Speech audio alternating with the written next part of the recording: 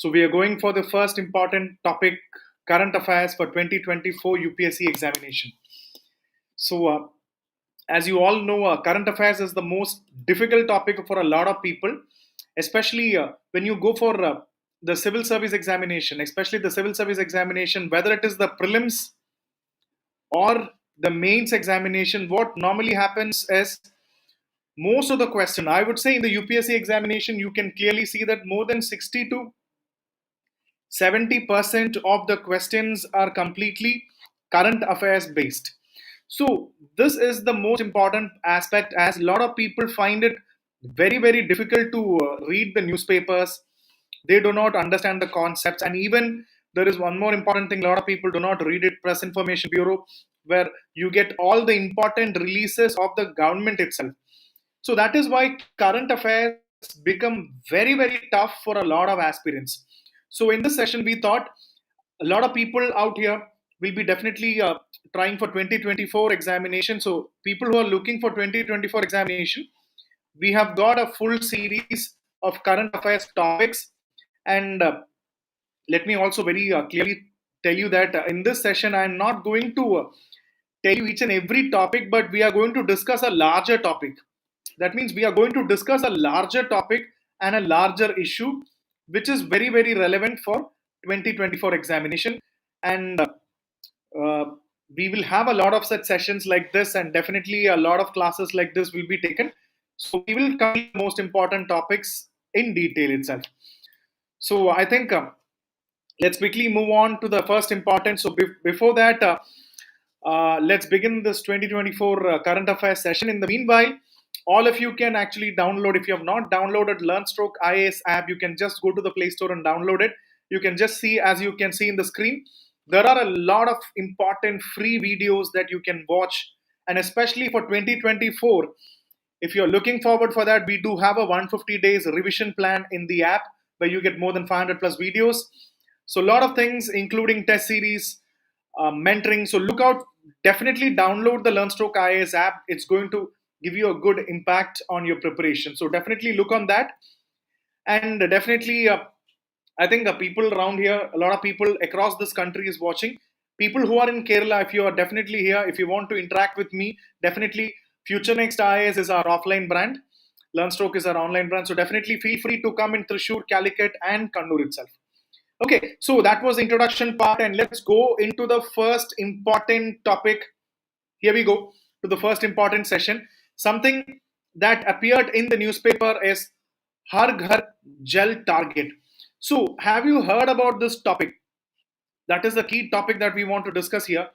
The Har Ghar Jal target. So a lot of times you must have read about the Jal Jeevan Mission.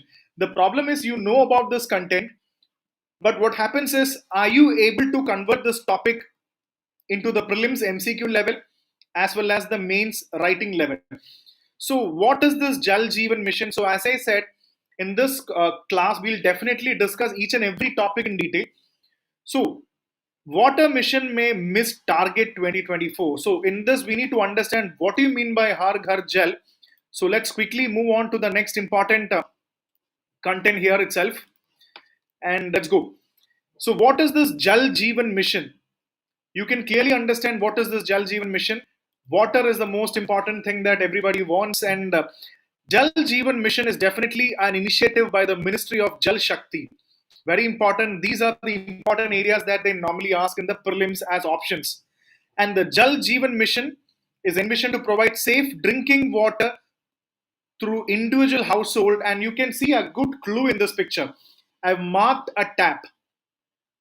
That means Jal Jeevan Mission has a bigger concept called Har Ghar Jal, means by 2024, almost all the rural households, rural people in India will actually get water to a tap. So this is again a very important thing, because you know that not all the states in India have equal access to water. Look at the states regarding Rajasthan, Gujarat, and states which are low deficient in water. So this is a great target under Ministry of Jal Shakti. And what is the status of this? So we have to understand what is the status of this Jal Jeevan Mission. you will clearly understand that 2024 was the target that they put. But what happened is, the recent reports have come that by 2024 we will not be able to provide Har Ghar Jal target. We will not be able to provide this tap water completely to all the rural households, because there are so many reasons, and one of the important reason is definitely, they said the COVID pandemic is one such reason why we were not able to meet the target by 2024. We were not able to give the tap water to all the people. And one more thing is Ukraine war. The important aspect is Ukraine war. You know what? Why Ukraine war was very important here? Because it wanted a lot of cement in order to create a large scale tap. We wanted a lot of cement and steel.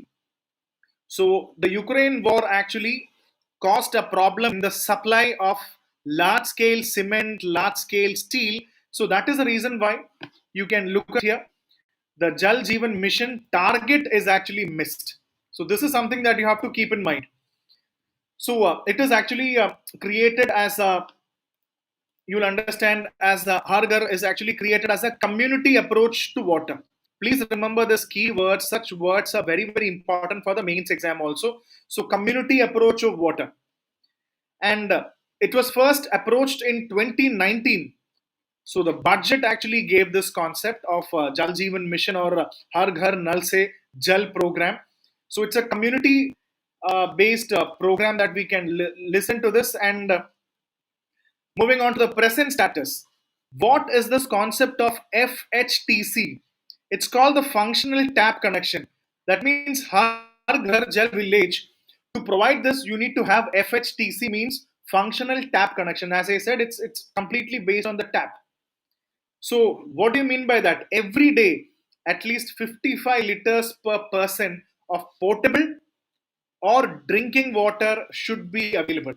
That is Har Ghar Jal program. But do you think getting 55 liters every day is not an easy task? So, always understand that is also very crucial regarding this. And that is the reason why only 75% of village homes are likely to have taps delivering drinking water by April 24, and 16% of rural households had tap water. But you can see that there is a pandemic is the biggest villain here, because we were not able to give 100%. So 100%, and you can see Ukraine war also resulted in the shortage of cement. That was also very important. Cement was not found is also one important point that you can see here. And one more thing, this also brings us, how are we going to find out that whether this program is successful or not? That is the reason why you should remember this very important point of Grama Panchayat, because a duty also lies with the Grama Panchayat. Very important. These are all important topics for prelims. Grama Panchayat and even Gram Sabha. Look at this, and even the concept of Gram Sabha. So I think for a prelims perspective, do you know what do you mean by Gram Panchayat or Gram Sabha, or who constitutes Gram Sabha or Gram Panchayat? This can even be a question from GS paper 2 Indian polity for the mains perspective also. And in this you can see that each and every Gram Panchayat and Gram Sabha needs to put a photograph or a video whether you have got this tap of Har Ghar Jal or not. This is the key important thing. You can just go to the next slide. There is a system of certification wherein the Gram Panchayats in a village, in a district and block level authorities report the fully connected quorum and upload a video attesting the veracity of the claims. So you have to upload a video whether you have got a tap or not. And always important, very, very important, again a question from prelims perspective. What if they ask you a question in the prelims? Water is a dash subject. Is it a water? Where is it actually? It is a state subject. Very, very important. Water is a state subject, and therefore the primary responsibility of planning and implementing piped water supply schemes to provide tap water goes with the state or union territory. Very, very important point. So all these are also important. So have an idea in this. What I wanted to try to tell you is that you have the central government, you have the government, or the central government or the union government or the state government. So what happens is, it's actually done combined, but it is a duty of the state, because water is a state list, it's a state subject, and implementation of both requires support of the state, and the union government will support the state It will give what? It will give two important things. One, technical and financial assistance under Jal Jeevan Mission. So this is in short the most important concepts that we discussed, and I think you got this concept of Har Ghar Jal or water mission or the Jal Jeevan Mission. What is the mission? 50 liters or 55 liters of water. It has not hit the target. Why it has not hit the target? So all this, what is the certification process involved in this? So please do get a complete idea about these things in this content. So I think this point is completely clear, and I think we'll move on to the next important content is National Sickle Cell Anemia Elimination Mission. What is this concept? Because in this concept, you must have heard about Prime Minister Narendra Modi launches the Sickle Cell Anemia Eradication Mission in Madhya Pradesh, Shadol. So I think most of the people out here, you must have definitely heard about sickle cell disease or SCD or sickle cell anemia. So what do you mean by sickle cell elimination mission? So what exactly are we talking about? So when you see such an article, first of all, you should understand. See, all these things have appeared in the newspapers. So whenever you understand a disease like this, you should know the details of all this. What is sickle cell's disease? You should know the details of all this. And when you talk about sickle cell disease, the first thing that will come into your mind is, you can see in this, the RBCs, the red blood cells. The RBCs are very, very important here.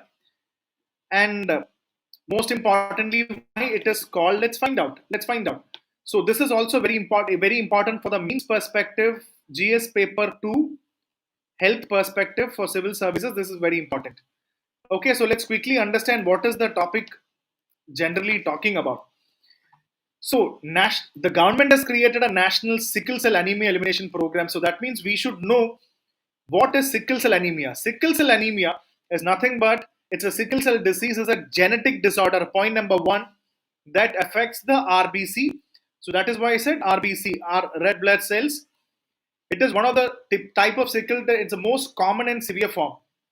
And what happens is there is a mutation in the hemoglobin gene. Very, very important. So please remember, it is a genetic disorder, red blood cells, and there is a mutation happening which creates hemoglobin S, which is called HbS.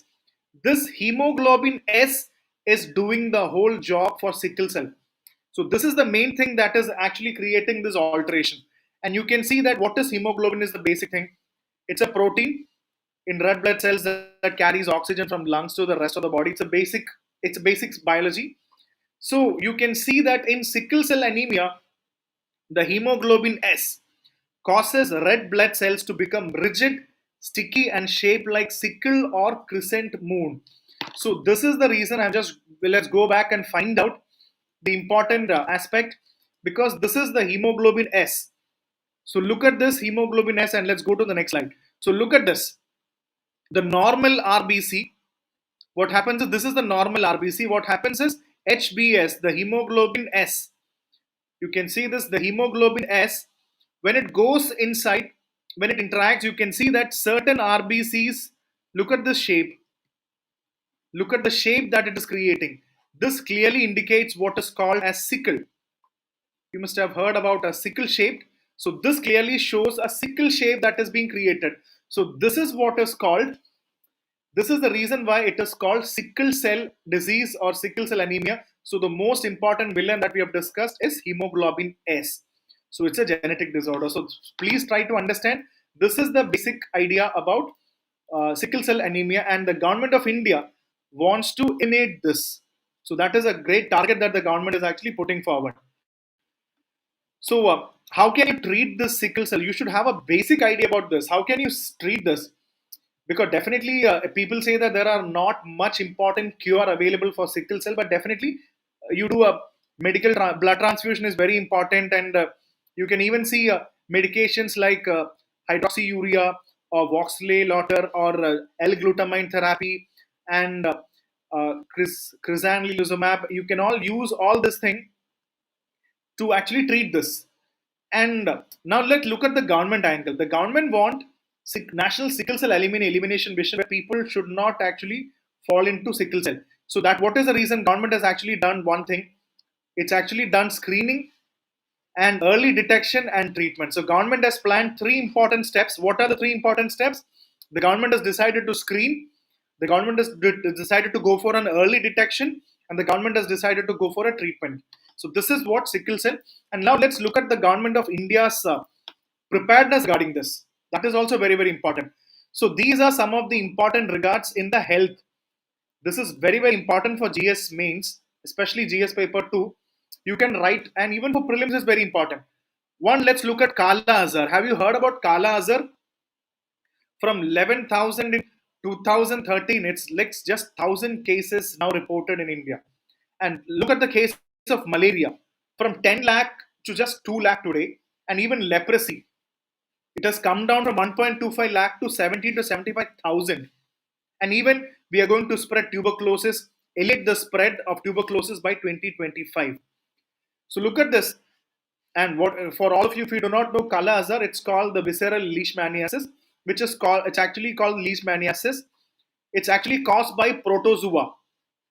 You know, all these questions, even for the prelims examination, you should have an absolute clarity. What if they ask, Kala Azar is actually a viral infection or it's caused by bacteria? No, it's caused by protozoa of Leishmania genus, and it affects the liver, spleen, and bone marrow.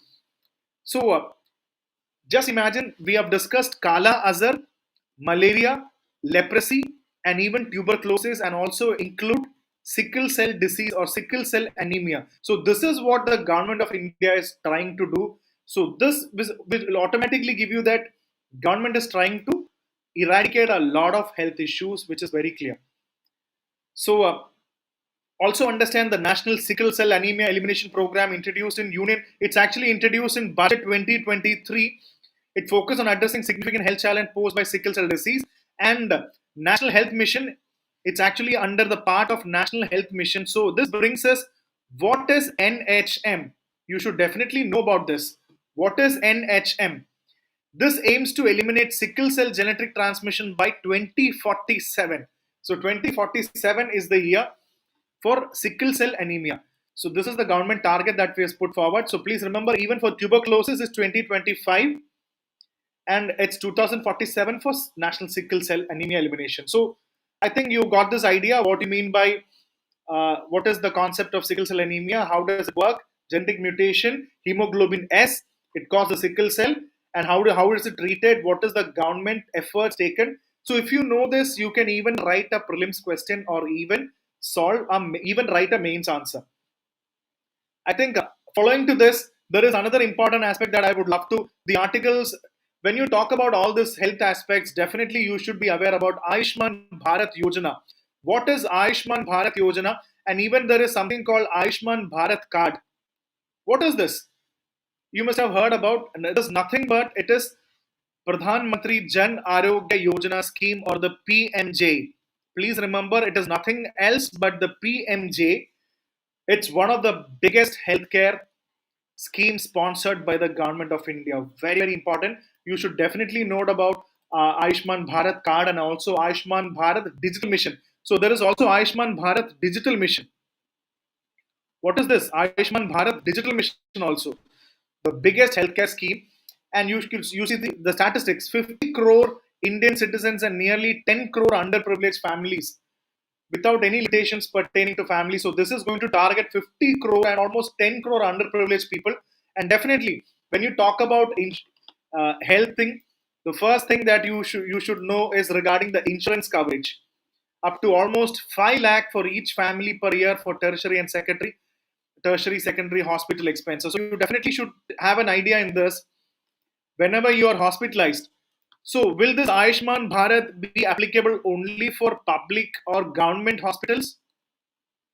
Or it's only for the government or even for the private? So you know that whenever you have a health problem, you get admitted in the hospital. If you have insurance, definitely is it a paperless scheme? Is it a paperless or a cashless program? All these are very important terms that you should know. If you are admitted in the hospital, what all things will it cover? Is it applicable only for the public or only for the private or both? Let's have a clarity on that. So please remember about Ayushman Bharat Yojana, and you can see it is a paperless and cashless hospitalization cover at public hospitals and network private hospitals. So don't feel that any hospital in India. No, it's public hospitals, definitely yes, and network private hospitals. So the network private hospitals, selected private hospitals are part of this. And you can see that what does it cover? It covers hospitalization cost, pre-hospitalization medication, post-hospitalization expense during the treatment, which is applicable to almost all tertiary and secondary care procedures. So Ayushman Bharat, it is actually paperless, cashless network of private hospitals also. So please remember that point is also important. And let's discuss what is the concept of ABHA. If you have not heard about all these, can be a prelims questions. Next year they can ask you a question. Consider the following statements regarding ABHA or Ayushman Bharat health account. It's a hassle-free method of accessing and sharing your health records digitally. So this is Ayushman Bharat digital mission. You can enable your interaction with healthcare providers, and you can receive all your digital lab reports, prescription, diagnosis from all things, and it's completely digital, and you will get this card, Ayushman Bharat card. So all these things has to be remembered because this is also in the news. And as you know, in today's session, I told you we will learn all the important concepts. Only if you know the concepts for the civil service exam, always understand. If you know the concepts well, don't worry, this is a series. We will continue the series until May first week. Don't worry. We will do it until May first week, and we will cover all the important topics for 2024 examination. It's a promise, don't worry. So know the concepts clearly. So I think this is pretty clear, and I think point is clear. You must have already known about sickle cell and know about Ayushman Bharat. What is Ayushman Bharat? The single largest healthcare scheme, and know about the ABHA or Ayushman Bharat health account also. So that is also very clear. And now let's go to the next important point: the Artemis Accords, GS paper 4 or sorry, GS paper 3, you can mark science and technology or even mark space. You can mark it as an innovation that has happened in the space. So, what will signing Artemis Accords benefit India? So, you can see that India will become the 27th signatory to Artemis Accord. So, what exactly is this Artemis Accord? That is something that we have to understand in this. So, what is this Artemis Accord? India has signed it, and India became 27th country in this. So, let's understand quickly, and we have a lot of topics to cover. So, I'm just moving a bit faster. So, what is Artemis Accord? You can see that NASA is very popularly promoting this Artemis Accord, and you can see that basically it's a space collaboration. Very important. It's a space collaboration. It's a space collab.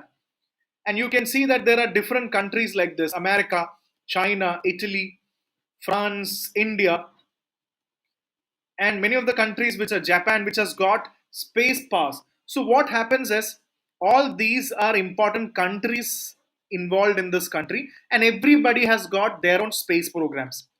So Artemis Accords clearly say that India has its own space program. So why not let's collaborate between all the countries, and let's have an important collaboration in the sense with certain principles.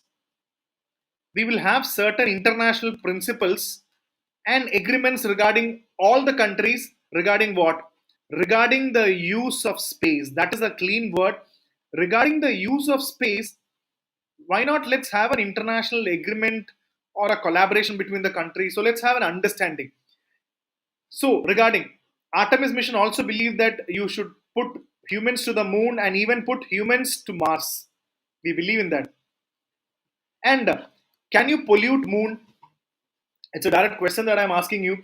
Can you pollute moon? Who decides whether we should pollute moon or not? So Artemis is everything relating to this. Let's find out quickly. We cannot pollute the moon. So let's understand. India becomes the 27th country. So basically I told you Artemis Accords is a practical set of principles. Number one, it's a principles to guide space exploration, cooperation among nations, including those participating in NASA's Artemis program. India became the 27th country, and you can even see that which is the latest country, the 33rd country we will actually find out. So it's clear, like we'll have a set of principles for space among the countries. You can remember this diagram itself. There are different countries, we come together. So this is Artemis Accord. How can it benefit? And it's even said the humans to moon and eventually send astronauts to Mars. And that will be a great thing when astronauts will go to Mars. And you can even check out this clear thing that when it started in 2020. So Artemis mission is not something very old.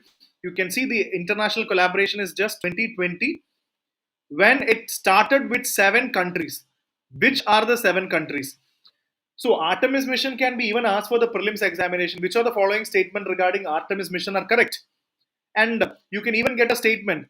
India was one among the countries, one among the original signatories, because there are 7 countries, as said. There are 7 countries who were initial signatories. You can even get a statement. India was one among the first 7 signatories of Artemis mission.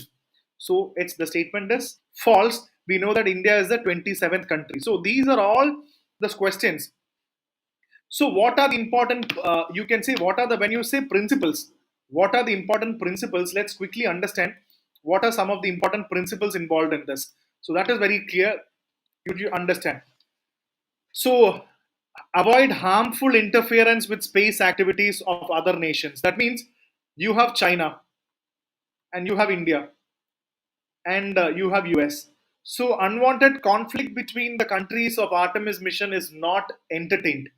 If you are a member of Artemis mission, there's no unwanted space activities or interference. And you cannot contaminate or pollute the moon or other celestial bodies. And that is the reason why we said Artemis. These are some of the important principles. And I'll tell you for the prelims perspective, I'll give you a detailed idea about what are the important core principles and elements. You can see this peaceful purpose. You should use space for the peaceful purpose. There should be transparency. There should be interoperability and deconfliction of activities, preserving outer space heritage, registration of space objects, avoiding harmful contamination, and space resource utilization. These are the core principles of Artemis. Use it peacefully, transparent, interoperability, deconfliction of activity, no conflict between the countries, preserve the space heritage. That is also a good concept. What is space heritage? What is the concept of space heritage? Avoid contamination, no contamination, and space resource utilization. So this is the core principle of Artemis principle. So I think this point is pretty clear. You have got this point clearly. And you can see that US and China are definitely competing between space, and India is definitely in an American friendly interpretation of space law, because India is a good ally of America. India is actually an American friendly interpretation. And you can see that while India has signed this Artemis, it does not have a direct financial implication, but you should see definitely it has an impact on ISRO. What? When India is actually part of Artemis mission, you should see that we should increase the budget of ISRO. So presently you can see 12,500 crores is the budget that is being used by ISRO. And once India is part of Artemis mission, we do not have a direct financial implication, but definitely we should increase the budget of ISRO. That will be a very good initiative in this regard. So these are all the implication of India's Artemis mission. Clearly you can understand. So remember the core principles, they can even be asked for the prelims exam. And look at this. NASA welcomes Angola. Where is Angola located? Please find it. Please take it as a challenge. Please try to mark where is Angola located. You have heard about a city called Luanda. So where is Angola located? Find out where Angola is, and it becomes the 33rd country. And these are the 7 countries initially: United States, Australia, Canada, Japan, Italy, Luxembourg, Canada. You can remember UK, Italy, Japan, Canada, Australia, USA. But Luxembourg is something that you may not have. It's not something that usually Luxembourg occupies the top position. So you can see India is not the founding member of Artemis mission. Even if you get a statement, that statement is wrong. India is not a founding member. So please remember all these points regarding Artemis mission is something that I wanted to tell you. So again, quick recap. What is Artemis mission? I've got this idea clearly. So this is regarding the Artemis mission. So please know about all this concept. And again, a next important question regarding international relationship, GS paper 2 and also GS paper 1, geography. See, whenever you get a news like this, INS Sunaina visits Mozambique. So when you take defense, it is GS paper 3, defense. Because mains paper GS paper 3 defense, GS paper 1 geography, Mozambique India relationship, again international relation. So this is important from GS paper what? GS paper 1, GS paper 2 and GS paper 3. From 3 perspective, this news is important. So INS Sunaina, definitely it's a, you will know that this is related to the Indian Navy. It has actually reached. Let's find out the answer. Mozambique. INS Sunaina visited Beira.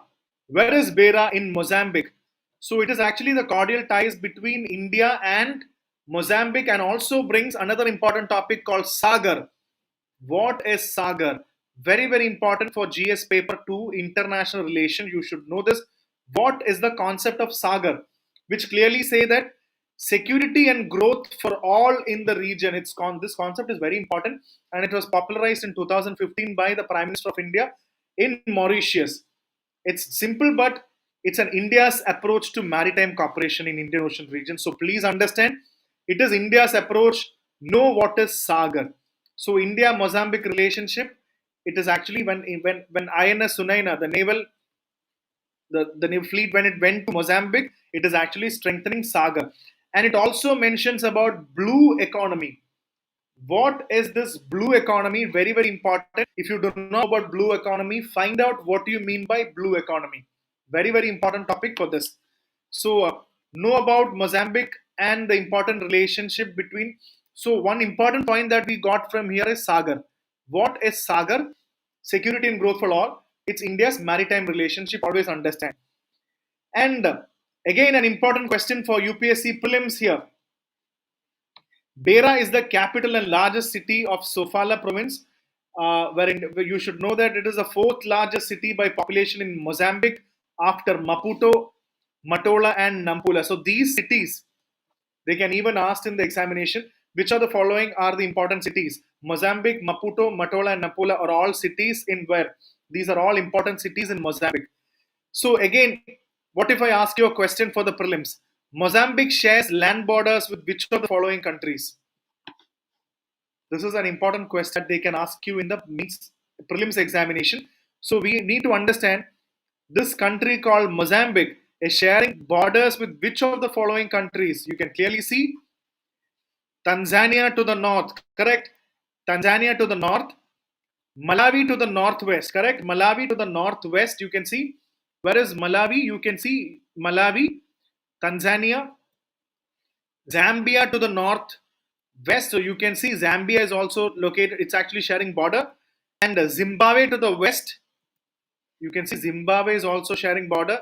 Swaziland or Eswatini to the southwest. You can say this is Swaziland. You can just see Swaziland is marked here. And South Africa to the southwest.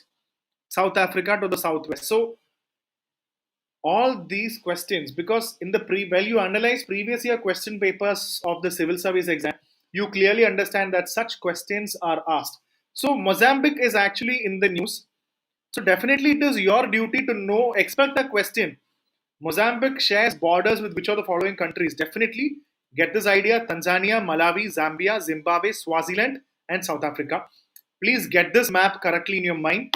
All these are real good questions that will be very, very important for the examination.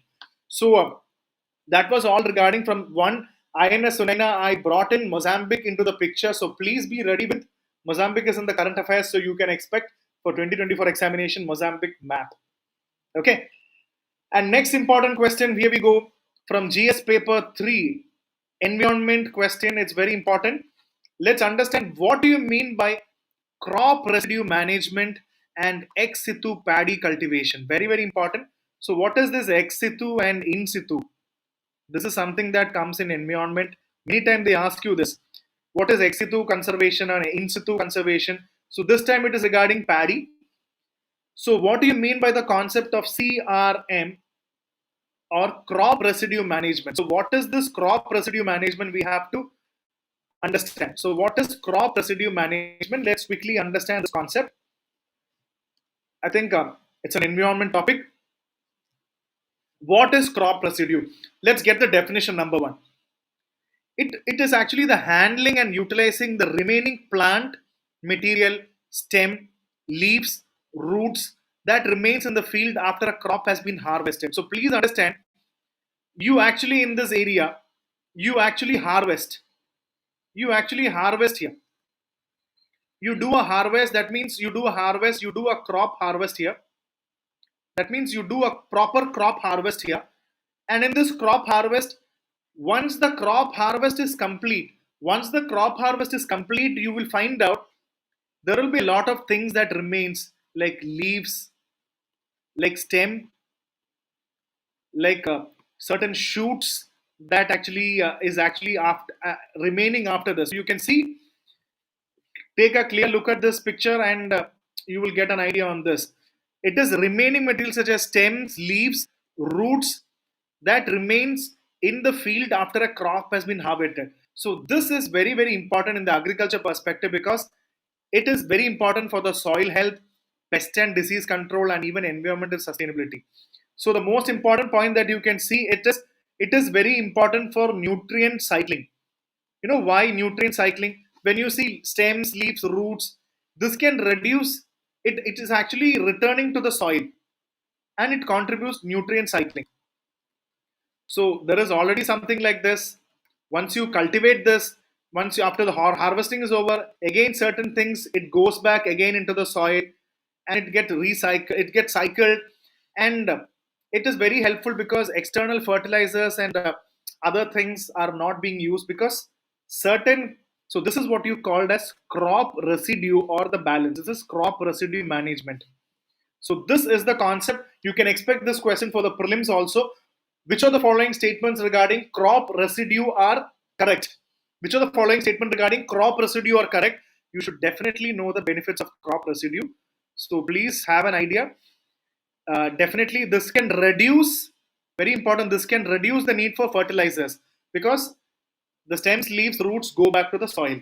So please do understand this is CRM or crop residue management. So please remember this. And what is ex situ management of paddy? Let's cut down this paddy. Let's understand what is ex situ and in situ. Ex situ means paddy, let's cut it. It is the cultivation and conservation of rice varieties outside their natural habitat. So typically you can see in the botanical gardens, gene bank, research institution, etc. And in situ means it's very simple.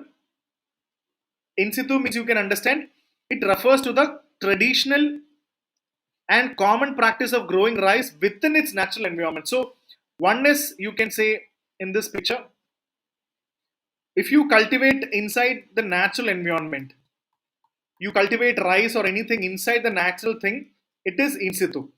It's in situ. If you cultivate outside this, the natural environment, it is ex situ, like botanical garden, etc. So remember the botanical garden because it is outside that.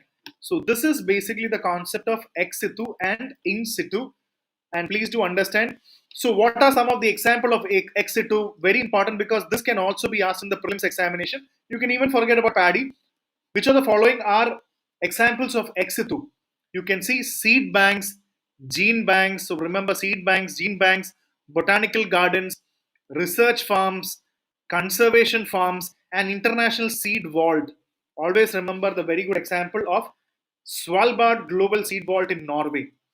These are all backup thing. So seed bank, gene bank, botanical garden, research farms, conservation farms, seed vaults, all are example of ex situ because they're outside this. When you cultivate within the natural environment, it is in situ.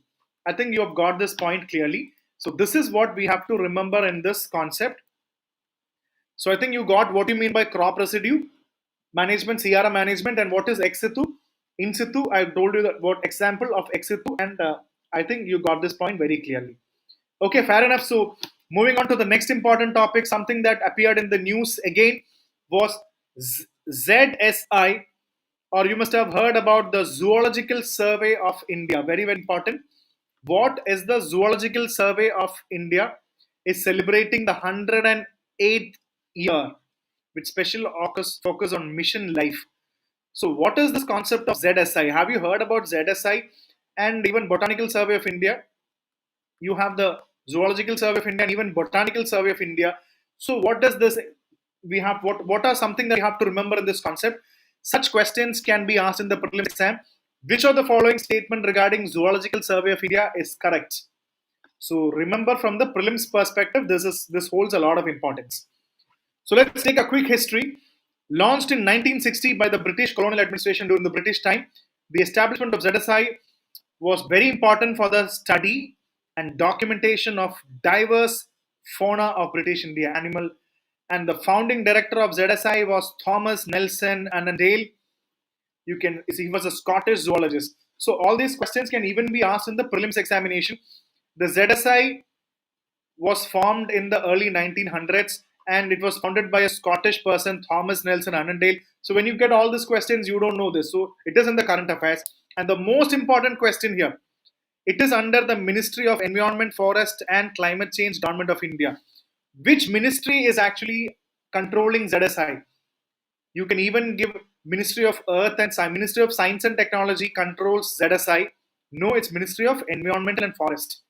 Very, very important. These information are very, very crucial for the prelims examination. I think this point is clear. And what is the concept of Sarovar Mitra? They can ask you in the next prelims. Recently, the concept called Sarovar Mitra appeared in the news. What is it?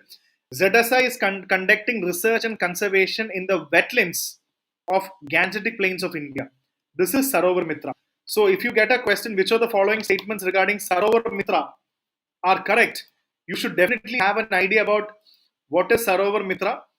So, get an idea. Sarovar Mitra is nothing but the Gangetic Plains of ZSI. It's working on that. And please do remember about one thing about DDT. The article talks about how DDT. What is DDT? The full form? Dichloro diphenyl. What do you mean by that? Do you know this definition of DDT? And you know that how during the World War the most famous person regarding this is Rachel Carson. You must have heard about this Rachel Carson, the person who vouched against DDT, do not use DDT. And the most important book, her book was, Rachel Carson is not a man, it's a lady, Silent Spring in 1958, which showed that you should not use DDT, the harm that it can cause to the environment. So that is something related to the, please remember about DDT and Rachel Carson. And it also talks about four important things. What if they ask in the examination? This is where people fail. Which of the following statements are correctly matched? Silent Valley National Park is where? Where? Actually, do you want to comment inside this? You can even comment in the chat, but I was just looking at the chats. The Namdhapa Tiger Reserve is in which place? Which state? Nilgiri is in which state? The Great Nicobar Biosphere Reserve. This is very simple. You know that it is located in Andaman and Nicobar. It will be, the word Nicobar clearly says. But where is Silent Valley? Where is Namdhapa and where is Nilgiri? In the news, ZSI is given special reference to this. Where is this located? Such questions, be ready for such questions, and let's quickly move on and find out. Silent Valley is in Kerala, and you can see Namdhapa is in Arunachal Pradesh, and even you can see Nilgiri is sharing the border between Kerala, Tamil Nadu and Karnataka. It's Kerala, Tamil Nadu and Karnataka, and look at its Andaman Nicobar Islands. So Namdhapa is, so please have an idea about all these things. Such questions will definitely be asked in the UPSC examination. Again and again they will ask you, match the following, or which of the following statements are correctly matched. Have a good idea on that. Okay. So let's move on to the next important area. Is regarding the CDSCO. What is the CDSCO? Let's quickly mark and find out what is the CDSCO. Which are the most important points that we have to study here. So why are Indian drug makers in the lens? And you will understand when you see that Indian pharmaceutical industry, that is the most important thing that you have to understand. The Indian pharma industry is something that is making news. The Indian pharma companies are making news, and you will see a series of countries. You can see countries like Gambia. You can see countries like Gambia, Uzbekistan. You can even see Uzbekistan or Sri Lanka or even Nigeria. You can see in most of the African countries, Indian pharma is exporting is exporting Indian medicines, and the most important problem that they witnessed is regarding the cough syrup. You must have read about this news. The cough syrup, a lot of Indian farmers are exporting this. So what about the quality of the, what is the quality of the things that is being exported here? What is the quality that is being exported? That is a serious question, and that is where you can see the CDSCO comes into the place. The CDSCO comes into the place, and you can see, even see that a lot of people in Gambia, Uzbekistan, Sri Lanka, Nigeria, more than 70 plus children died in Gambia after using the cough syrup. So this has raised serious concern about the quality of Indian pharmaceutical industry and the exports that India is making. So definitely World Trade Organization, WTO, has impacted here. So what is the role of this? Don't you think, what is the quality regarding this? We have to have a clear cut idea on the quality. And do you think the Indian pharma are punished? What is the punishment that we should be looking at this? Because we cannot make India's name. India's name is actually going out here. So that is something that we have to find out. This is the context. And what is the CDSO, Central Drugs and Standard? So two articles, you can say sample 15 and drugs not of standards in quality. This is in October recently. 15 and drugs are out of quality in India. So let's find out the most important points in this regard. Let's quickly understand. The CDSO means Central Drug Standard Control Organization. It is actually under the Directorate General of Health Services. Very important. It is actually under DGHS. It's actually under DGHS, the Director General of Health Services under the Ministry of Health and Family Welfare. And it is the National Regulatory Authority of India regarding drugs, medicines, and clinical trials. It is the NRA, or the National Regulatory Authority. You can get such questions in the prelims also. And the most important act that is coming here is the Drugs and Cosmetics Act of 1940 and 1945, the rules. So please remember this point. You can see that, CDSO is responsible for what? It is responsible for the approval of what?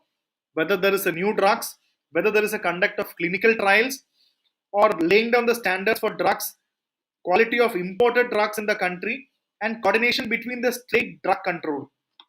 Everything is actually done by CDSO. So please remember the jobs, the standards, the drugs, the quality of the drugs, the imported drugs, the coordination with the state government. And when you look at this, you can even see the CDSO coordinates with the state regulators, and it's jointly responsible. So in the case of grant of license of certain specialized category of critical drugs such as blood and blood products, IV fluids and vaccine, you can see that, or certain sera, CDSO is actually working jointly with the state regulators. So upon see this, it determines the clinical trials, everything is actually controlling this. But look at this, in the case of licenses and specialized drugs, you can see that it is actually joining with the state regulators also. So please remember CDSO's functions, the formation of CDSO. 70 children were just, look at this, you can see this. The cough syrup killed more than 70 people in Gambia. The WHO is even WTO. What about the trade system? What is the trade system? And WHO has taken it unacceptable levels. 18 children died in Uzbekistan of diethylene glycol, or DEG, or ethylene glycol. So please remember the use of diethylene glycol, DEG. Definitely something, please find out what is DEG. They can be asked because it is the use, or ethylene glycol. You can see, and even not even in those countries, look at this, even in Sri Lanka, there is report of anesthetic drugs made in India as creating problems, and even Nigeria is actually reporting India's oral paracetamol and cough medicines are regarding big time problem. Many companies based in Punjab are creating problems. So this is the reason why we have to remember about CDSO. So remember about the Gambia, all this initiative. So this is really bad for India's outlook. And what about the punishment that we have to look at here? So definitely, center in India, the drug regulatory, you can see the center is responsible for imports and approving new drugs based on safety and efficacy data. But the licensing and prosecution of pharma companies is a state government. So know the problem. Import, new drugs, safety and efficacy is all about central government, and the licensing and the prosecution of pharma companies is the role of the central government, state government. So that is why state CDSO along with the state government is also important. Licensing and pharma, please know the difference clearly. And you should know that under the Drug and Cosmetics Act 1940, a maximum punishment of imprisonment for life is given for people who create death like this. But how is the system operated? You should have a clear idea. So know about what is CDSO and what are the importance regarding this. And so again, going for the map question here, let's find out what is Gambia. We need to have a clear-cut idea regarding where is Gambia. Where is Gambia decoded? Have you heard about such a country called Gambia? We said, the biggest problem of prelims is about Gambia. We discussed that 70 people died in Gambia, but we do not know where is Gambia. Look at the map. It's a small West African country. So what if you get a statement for prelims? Gambia is an East African country. True or false? It's a false question. It's a West African country. It's bordered by Senegal on all sides except for its coastline along the Atlantic Ocean. So look at it. It has the Atlantic Ocean, and apart from that, this country called Gambia is completely covered by Senegal. So know that there is another country called Senegal. Very important. Know where is Senegal. So it is on the north. You can see on the north, on the east, and in the south, it is actually Gambia. But you can see in the west, you can look at that. In the west, you have the Atlantic Ocean and the North Atlantic Ocean. So look at the Gambia, look at this country, because you should have an idea about this country. And also look at where is Uzbekistan located. Where is Uzbekistan located? You can see definitely Kazakhstan, Turkmenistan, Afghanistan, Tajikistan, Kyrgyzstan. So 1, 2, 3, 4, 5 countries. So you can say Kazakhstan, Kyrgyzstan, Tajikistan, Afghanistan, and Turkmenistan. So these are the important countries that are bordering Uzbekistan. So definitely we learned about Uzbekistan. So definitely it is your duty to find out, if you get a question, which of the following countries border Uzbekistan, you should have an idea. Remember about this map clearly. It's going to be really helpful for all this exam. Okay, so that's cool. And let's, I think we will, there are a lot of topics to be discussed. So I think in this, we will have in the more sessions, we are definitely having more sessions. We have more topics like, I'm waiting at this point of time.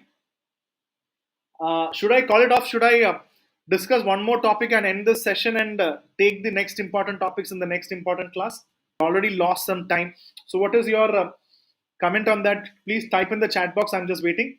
We have a lot of topics to be completed.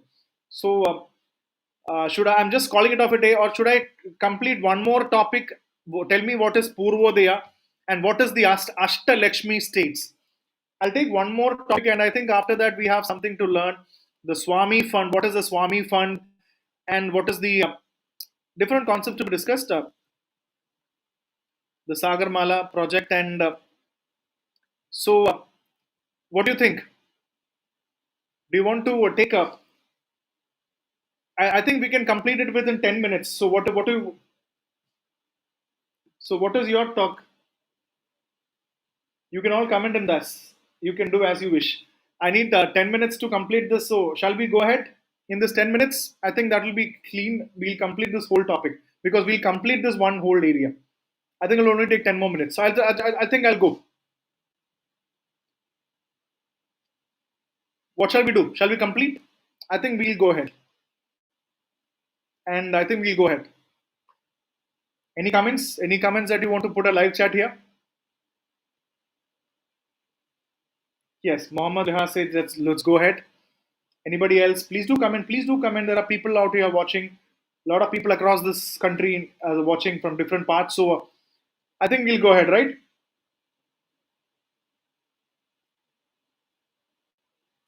Yes, I think we'll go on. Let's take 10 minutes and finish off this thing. Okay, so what is this concept of Ashtalakshmi states? Recently, there was something called Purvodaya because there was a conclave called Purvodaya in the northeastern states. So, Narendra Modi recently called as Ashtalakshmi states. So, why is the Ashtalakshmi states in the northeastern countries, so northeastern states, why are we calling it as the Ashtalakshmi states? So, let's quickly find it out. So what we have to find out here is the Northeast evaluation. We need to have a good idea about the Northeast evaluation. And you can see that the Prime Minister Narendra Modi regarded the 8 Northeastern states as the Ashtalakshmi, or the 8 forms of goddess of wealth and his visionary policies. Because soon, once we call about Northeast, every time we talk about Northeast, the people talk about Manipur issue. They talk about wrong reasons like insurgency, clash, youths are confused and disturbed, there is violence in Northeast. So the most important thing, Ashtalakshmi is the 8 northeastern states that we are discussing. So let me also clearly tell you, when you say there are 8 states, how many of you even know that the name of the real 8 states? And it is even said there are 7 sisters. There are 7 sisters and 1 brother. So which is that brother state? And why is that brother state even called a brother state? So now people say that Ashtalakshmi theory says that Northeast is going to be the source of wealth and contribution of highest GDP in the years to come. That is why it is going to be very, very important. And that is the reason why let's look at the Northeast and some of the advantages. And I'm just focusing from the prelims perspective. It's important that we focus. Imagine for prelims question, what is the Bogibeel Bridge and the Dhola Sadia Bridge is located where?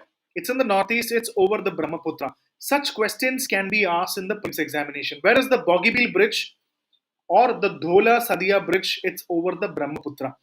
So, this is the most important thing that you should remember. Always remember, you should have this idea. Where is this Bogibeel Bridge or the Dhola Sadia Bridge? It's over the Brahmaputra. Such things needs to be important.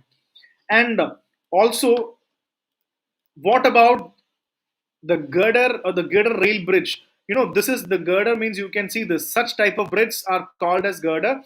And whereas the world's tallest girder means it's Imphal Jiribam line. So these things are very, very useful for the prelims examination. So it's not easy to remember all this. The Bogibeel Bridge, the Dhola Sadia Bridge, or the Imphal Jiribam line, you should clearly know. So one thing when you talk about the Ashtalakshmi, Northeast is really doing well in the length of roads and construction and all the economic and business potential of the region. In the context of infrastructure, Northeast is really, really doing good. And also look at the Pakyong Airport, which is the first airport of Sikkim. So where is the Pakyong Airport located? The Pakyong Airport. It is located in Sikkim. So total of 8 airports have been added to the region in the last 9 years, taking the airports to 17. So this adds to the infrastructure that I was talking about. So remember about the Bogibeel Bridge, Dhola Sadia and Imphal Jiribam line. All are in Northeast. And please also remember what is NESITS, the Northeast Special Infrastructure Development Scheme and Northeast Industrial Development Scheme. So please remember regarding the infrastructure, the NESITS, Northeast Special Infrastructure Development Scheme and Northeast Industrial Development Scheme. So have a good idea.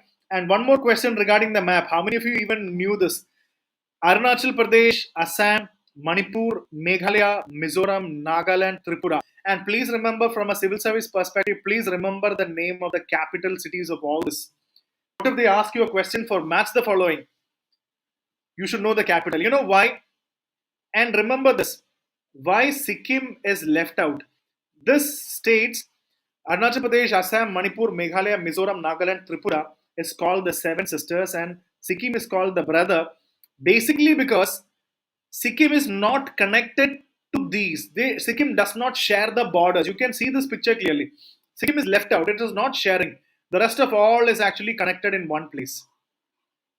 7 sisters and 1 brother, it's actually called. And remember, there is one more thing, donor. Department of Development of Northeastern Region. And after 2004, you should see that there is a separate Ministry of Northeastern Region. Remember, donor, it's Department of Development of Northeastern Region. And also remember the concept of AFSPA, the Armed Forces Special Powers Act. So remember, this has actually created a lot of controversy. We will definitely discuss it during the from the mains perspective. We will definitely discuss about AFSPA in the later session. You know that Armed Forces Special Powers Act, where you know that the army has a more power. A lot of criticism has gone through AFSPA because of the large misuse that the Indian army has done. It is what the people say. So AFSPA is actually very hot topic, and people want AFSPA to be removed, taken away from the northeastern states, because no unwanted power should be given to army. So they want the AFSPA to be removed, because a lot of northeastern states were actually having the Armed Forces Special Powers Act, where army was having uninterrupted, unlimited powers. They can even arrest you, take you into custody without a warrant. On suspicion, they can take you, and even people can be killed.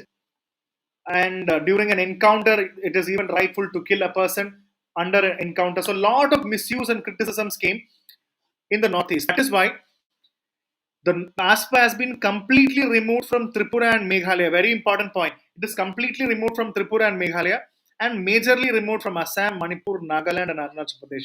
So this is the general evaluation that happens about northeastern states.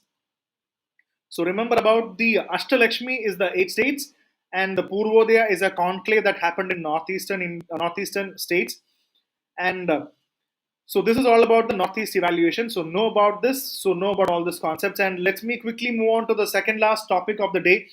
What is the SWAMI fund? You must have heard about the SWAMI and Friends. You must, R.K. Narayan must have remembered the SWAMI and Funds, SWAMI and Friends. So what do you mean by this concept of SWAMI fund? So let's bring out what is this concept. Let's check out how Center SWAMI investment is reviving completion of stalled housing projects in Indian cities. And Prime Minister congratulates new owners in Bangalore's first under projects of SWAMI fund. So what exactly are we talking in this concept? You can see. So remember that there were a lot of buildings. Remember that there are a lot of buildings or flats like this. Imagine that there are two important points to be remembered. Either they started the construction and the project got stalled. It is not completed. It got stalled due to many reasons. It's incomplete, or the total property or the whole thing became stressed. You can say what in economics you must have learned about what do you mean by stress assets, whether you call it as an NPA or a thing. Imagine that it has got stalled or stressed.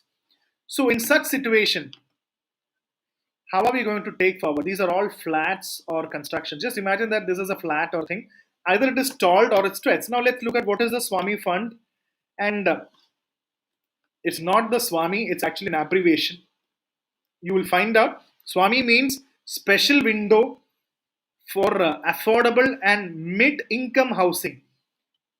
Investment housing. This is the key word, special window for affordable and mid-income housing.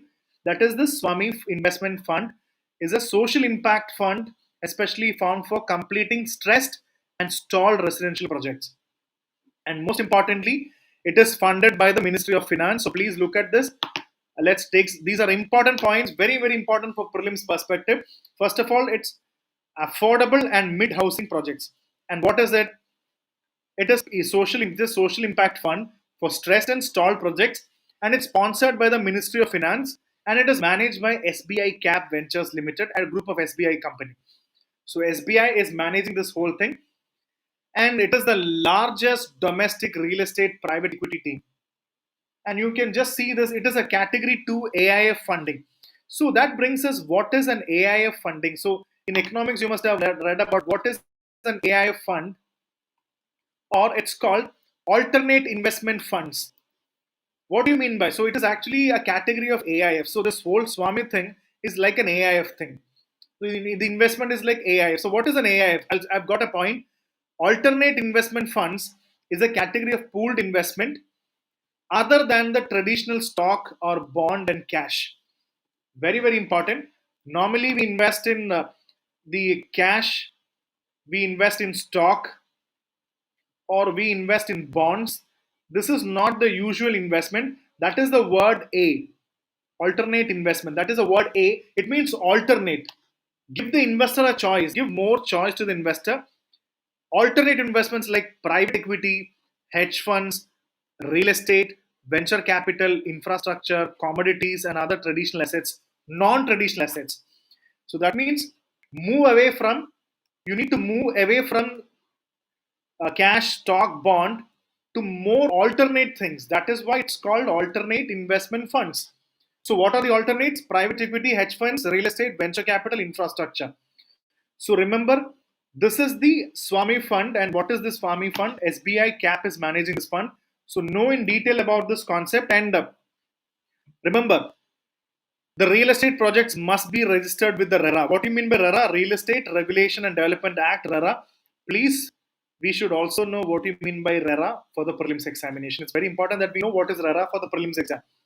And the project should have been declared as stalled or delayed project by a competent authority is also very, very important. And the most important, the project should actually be run for what? Affordable and mid-income housing categories only. That is already given. That is why it is called SWAMI, mid, affordable and mid housing only categories. Not for luxurious great villa projects or something. It should be affordable and mid-income housing categories. It should be given for that. Okay. So it should be registered with the RERA also. So that is all regarding SWAMI fund. So know the key points: stressed, stalled. Category 2 AI, alternate investment funds, which gives a more choice to the investor, which is alternate. And who is the sponsor? The Department of Economic Affairs or Minister of Finance is the sponsor. And currently you can see 30 plus investment professionals, 15 years of experience are all working with this SBI CAPS, and it has delivered 24,000 homes as of September 23. Imagine, just 2 months away, 24,000 homes, and aspire to give more than 20,000 homes to the people. So definitely, the SWAMI fund is actually transforming the construction phase in India. Very important that you know about this. And moving on to the last topic, I think this is the last topic. And before we go on, what is the NMHC? That is the key one. NMHC is the most important thing. What is the National Maritime Heritage Complex? It welcomes Indian Navy's inaugural. As you can see, what is the National Maritime Heritage Complex? So all this appeared in the newspaper very clearly. You should be very clearly knowing this. And the Union Minister of Ports has Shipping and Waterways reviewed this projects of National Maritime Heritage Complex in Lothal. This is an Indus Valley site. Very important. Lothal is known for the artificial dockyard of Indus Valley, the port city of Indus Valley. So know about Lothal. That has become the National Maritime Heritage Complex. And what will have?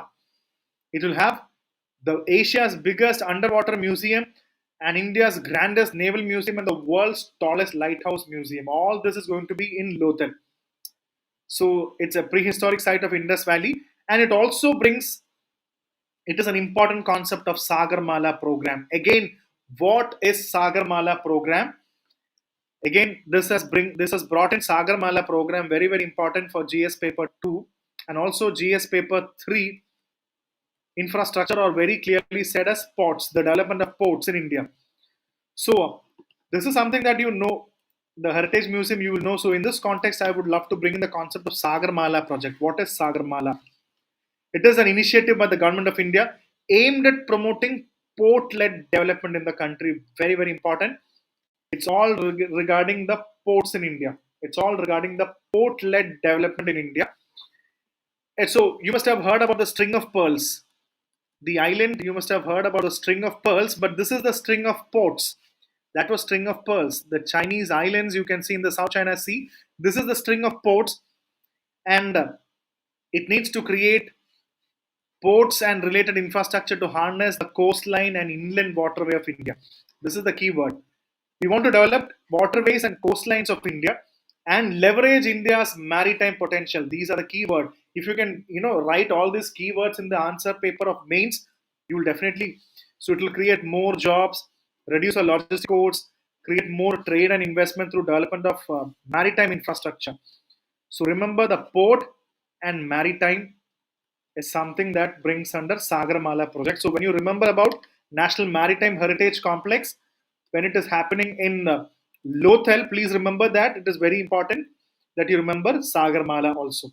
So this is the old Indus Valley city of Lothal. reconstructed image. So all of you, please, for prelims examination in Indus Valley, definitely look at Lothal. It's called the Mount of. But what do you mean by Lothal? Harappa and Mohenjo-daro. What does the word mean? What do you mean by Harappa? What do you mean by Mohenjo-daro? What do you mean by Lothal, Kalibangan? All these are important places. Know about the features of Lothal. Apart from a dockyard, apart from our dockyard, what else have to be understand in this? Something that we have to know in this. Okay, so that is all important in this. And before we end this session, one more important topic that I want to tell you. You must have all heard about inflation, the rise in price. So recently, everybody is talking about greedflation and shrinkflation.